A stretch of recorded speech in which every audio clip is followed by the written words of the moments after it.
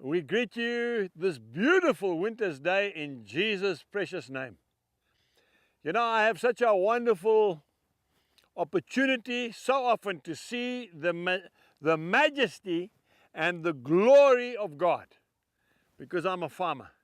To get up in the morning early when the stars are still shining and to see how big this world is. To see a newly born calf born, and to see just the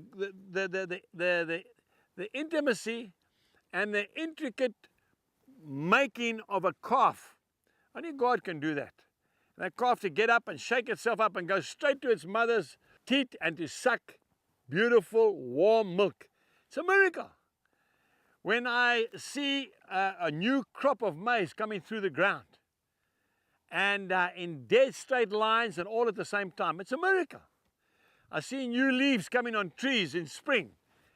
It's God. Who is this God that is so big that He said one word and everything I've just spoken about comes into place immediately? Who is this God? He is a mighty God, and yet the miracle of all for me is that He knows my name. He knows your name, sir. He's giving you a unique set of fingerprints that no one else has ever had or ever will have. Every one of us is made individually by God. And in the beginning was the Word, and the Word was with God, and the Word was God. He made this world with one word. Listen to what David says in the Psalms, Psalm 8 and from verse 3. When I consider your heavens, the work of your fingers, the moon and the stars which you have ordained, what is man that you are mindful of him, and the Son of Man that you visit him? You know, folks, I stand amazed sometimes. Lord, why do you even care for us? You know, we're so unfaithful. We're so ungrateful. We continually forget you. We forget what you've done for us. Why?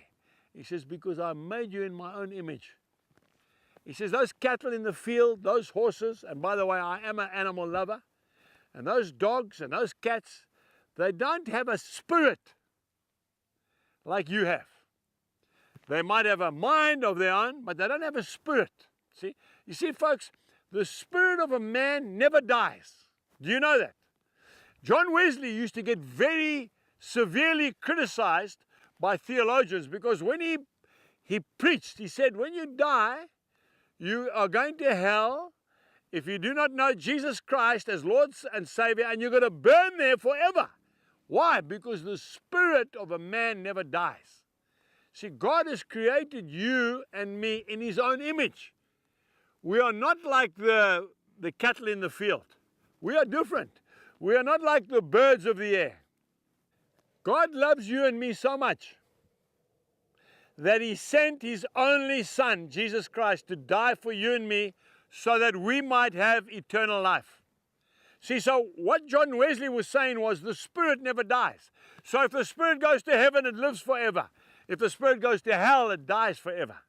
We need to understand one thing. God created all of this for His pleasure and our pleasure. I love the countryside. I really do, folks. But we need to understand something here.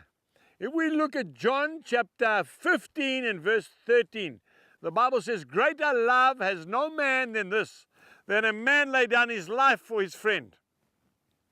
God loves us so much. Why, you might ask? Because He wants fellowship with us. Because He's lonely on His own. He wants you to talk to Him every day. He wants to direct your paths. He wants to give you abundant life. John chapter 10, verse 10. So folks, don't take this creation for granted. Enjoy it. Goodbye.